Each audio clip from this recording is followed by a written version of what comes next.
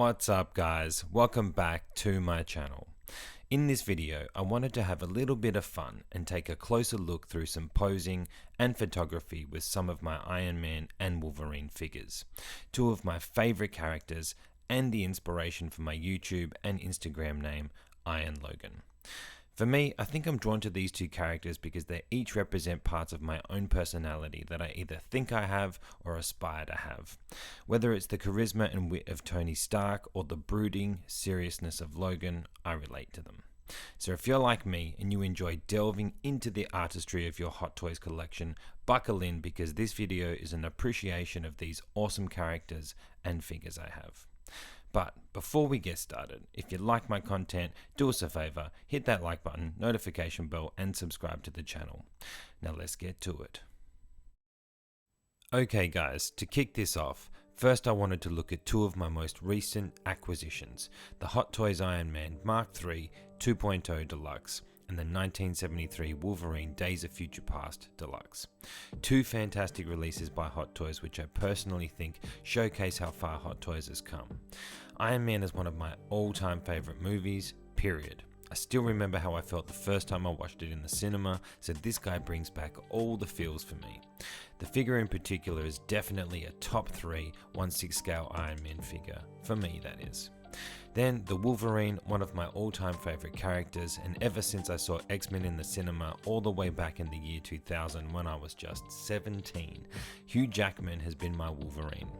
This figure is so great, in fact, I'll eventually have two just so I can display him both ways. And yes, I am that guy. No apologies. The Iron Man has an updated scale with new body proportions and a real weight to him. You feel the coldness of the die-cast in hand, which I love, and with all the moving pieces of the suit, he just feels of high quality. The head sculpt is next level, and we'll look at that in just a second. He has plenty of accessories including clean and battle damaged armor with lots of switch out weapons. Add to that a really unique Ironmonger base which only elevates the whole display for the figure. Has me thinking, is this the ultimate Iron Man collectible?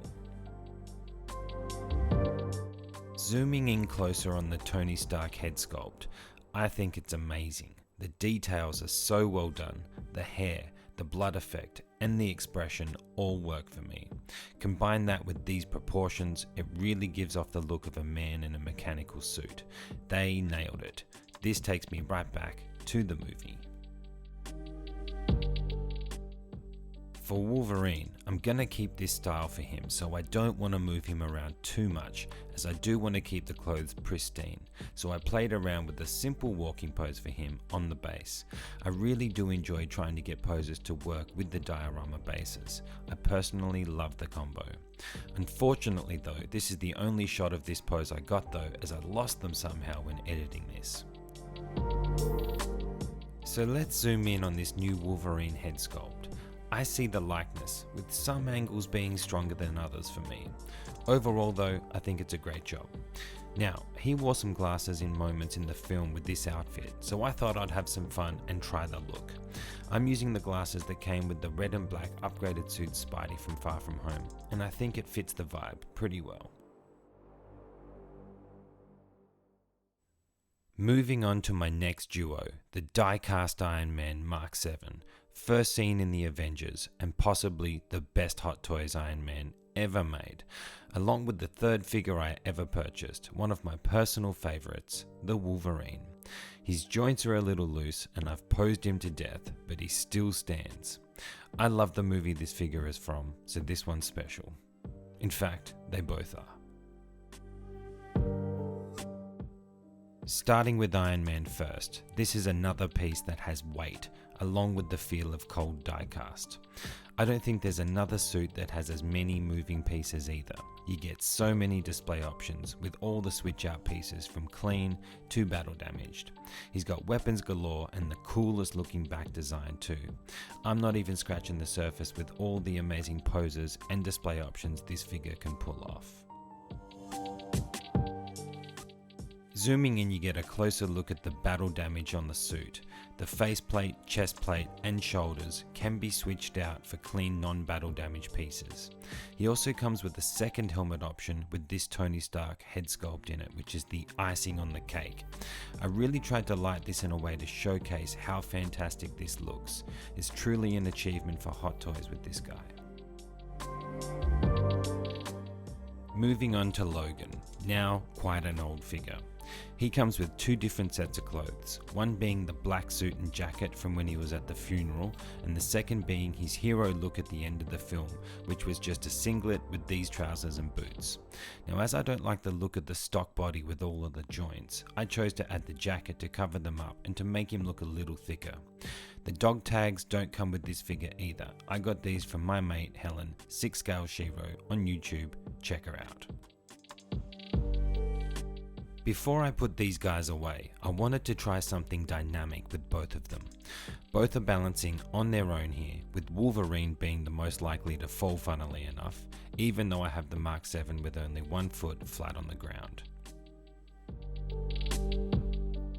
The Wolverine was peak jacked Jackman. This movie had me wanting to get shredded, so to have this, which I doubt they'll ever make again, in the collection is a flex for me, even if it's not for anyone else. If you do have this guy though, how are you displaying him? Let me know in the comments. Back to Tony. For all these shots in this whole showcase, I'm using the lens distortion app on my iPhone 13 Pro Max to add in the light up effects you see here. The batteries are just a pain and too time consuming, especially when filming. Okay, so I thought I was done with the Mark 7, but before I put him away, I had the idea to pair him up with his brother, the Mark 21 Midas, the gold on gold on gold figure. The exact same suit design with just a different paint scheme.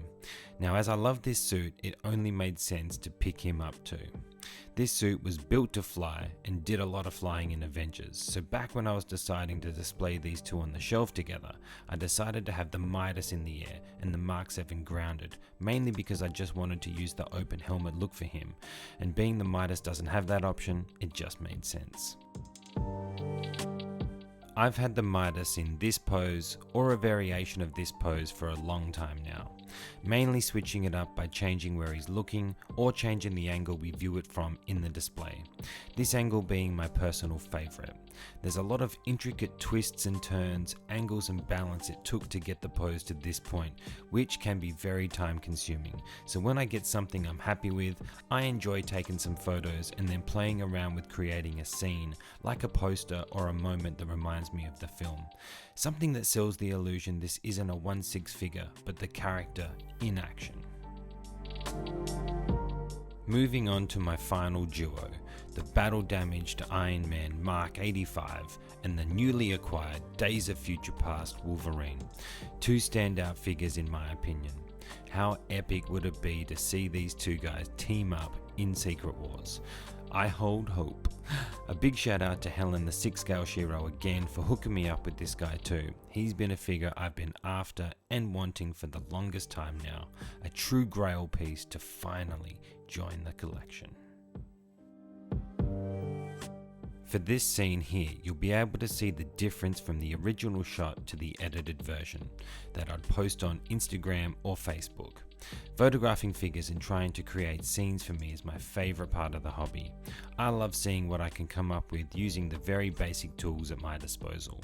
I have to say, after spending some time posing these guys up together too, I feel they pair up very nicely. Let's take a look at the Mark 85 first. I'm sure nearly everybody has this figure in some type of variation of this pose, and if you don't, you gotta try it at least once. It's one of the most iconic moments in cinema, and the fact that we can recreate it in our collections is so freaking awesome, especially with the detail and craftsmanship Hot Toys puts into Iron Man figures. This too could be considered as one of the best Iron Man figures ever made. Now let's take a look at the OG, Australia's very own Hugh Jackman playing Wolverine for 24 years and counting. Now, whilst this suit didn't get a lot of screen time in the movie, I think it looks fantastic. I find it a blend of the classic yellow and blue mixed with the style of the suits from the X-Men films. There's just something about it that I love. Let me know in the comments if, like me, you love this look for Wolverine too. Looking closer at the head sculpt, it's different again from the other versions, this time making him look a little older, and that works for me. One thing I've been having fun with is lighting, and you can see the difference it makes here. This is something I'm no expert in, but I'm enjoying playing around when photographing my figures. And here we have the custom third-party Wolverine sculpt that was made to go with this figure. I got this with this guy and I love it. The faceplate switch outs are all awesome and well painted in my opinion, my favourite being this one, the angry sculpt. I've always disliked the fact that Wolverine figures didn't come with an angry expression to use when doing dynamic posing, so having this finally allows for a more accurate expression when doing the action. For this one, I'm going a little more dynamic on the posing whilst not bringing in any stands or distractions. Being able to create scenes, whether it be to evoke memories of them from their respected films or just to have fun and create kick-ass looking scenes of your favourite characters together. This is the beauty of figures. They are conduits for creativity. Let me know if you feel the same about your collection. In fact, let me know what your favourite part of collecting is in the comments below. When it comes to posability with both these guys, for Wolverine, whilst he's pretty posable, he does have limitations, the torso being the most restricted along with very weak ankles. The way I look at it though, when it comes to displaying your figures, you gotta work with what you got and stay within the realm of safety for each piece. For me, more dynamic posing is for photography, so it's good to learn what figures can and can't do. Whilst I like this look, when it comes to a long-term display, I'll be rocking the stock head sculpt in a more stoic, straight up and down pose for this guy. Looking at the Mark 85, he poses like a dream, making a pose like this safely achievable. One key thing to remember though, is to get this look you need to pop the legs down from the hips and kick out the flaps around the hips to create enough space to allow for these angles.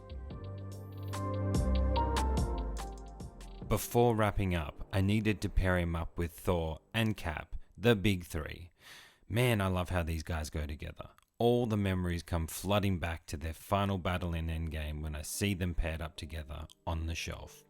Also, for anyone interested, I have a custom cape for Thor from Unreal Toys, who you can contact via Instagram if you want one. And that's it guys and girls. I hope you've enjoyed this video and maybe got some inspiration for your own displays. I thank you all for tuning in, and if you haven't already done so, do us a favor, hit that like button, notification bell, and subscribe to the channel. I have a lot more content coming soon, so stay tuned by following me on Facebook and Instagram. And until next time, I'm out.